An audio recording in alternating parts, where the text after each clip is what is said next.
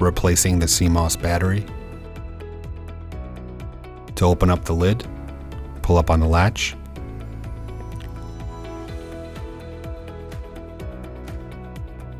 Locate your CMOS battery on the motherboard.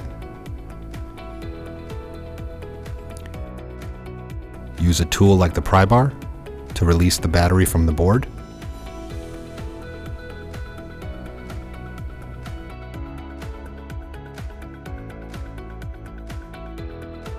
Find the yellow button to clear the CMOS. Press the yellow button for 5 to 10 seconds to discharge the system.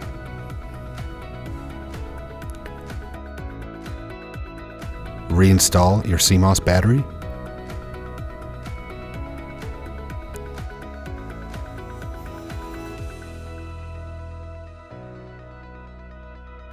Close the lid front to back, make sure it clicks.